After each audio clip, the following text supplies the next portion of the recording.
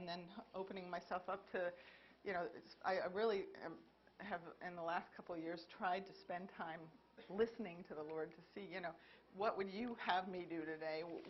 You be my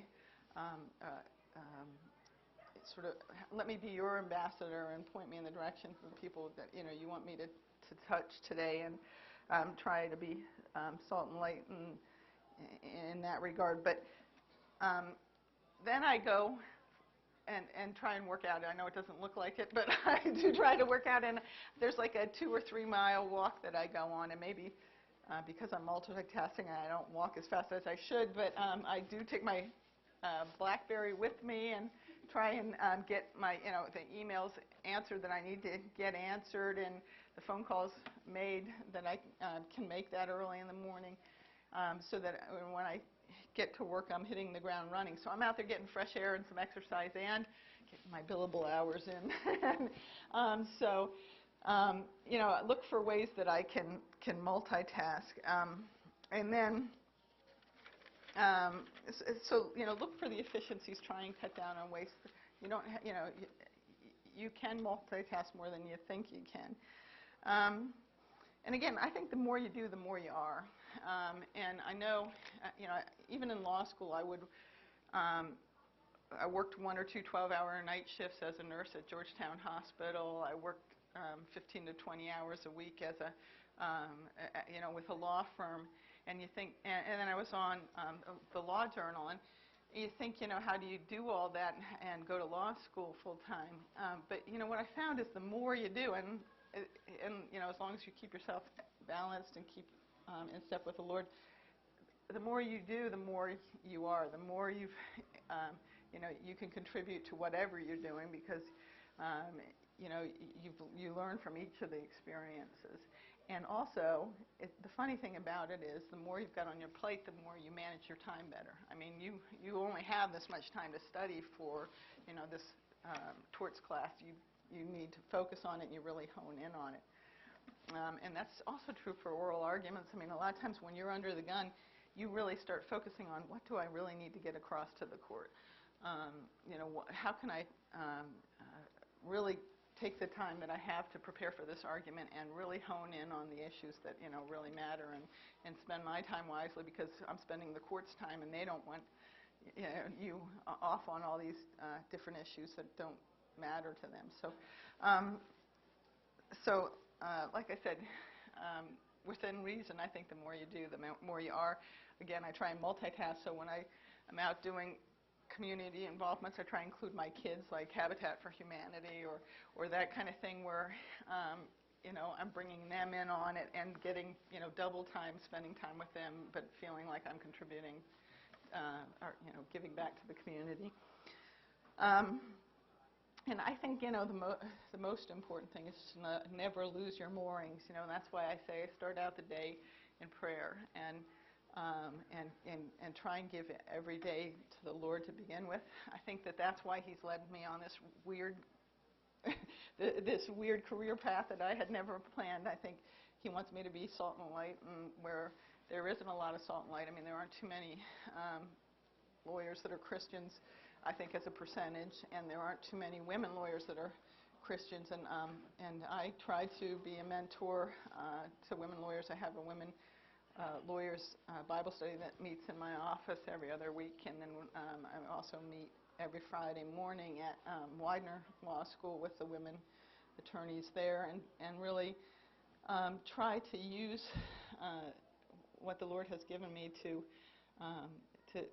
facilitate their growth in the Lord and mentor them. So, try to, like I said, begin and end every day with the Lord, and also take Him with you throughout the day.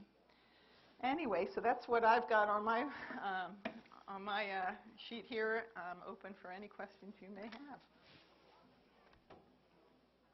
I know it's really hot in here, isn't it? Come on. Any questions? Yes. Through a typical day, do you have? Sure. So, a lot of people think, oh, trial lawyer, she must be in court all the time, but that's not true in judges, and everything is just before one judge.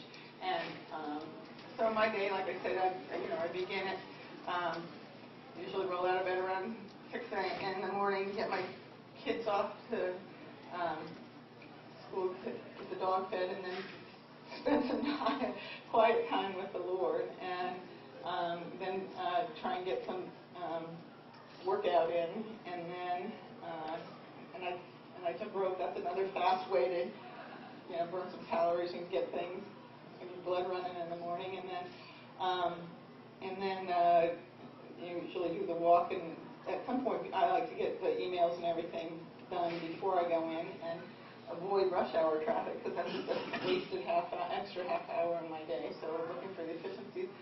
That's a nice thing about the practice of law, especially these days. You don't have to be in the office. You've got all the electronics and everything. It's not like you're punching a clock. And so as long as you get the job done, a lot of our arguments now or over the telephone with the judge, and, so that you don't even have to be in court, and you can be anywhere for those.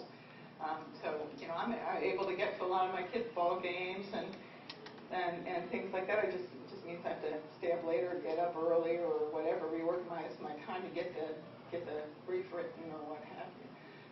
So I don't usually get into the office till around 10, sometimes 10:30 even. But I've already put in work. It's just at home in that environment or on my walk.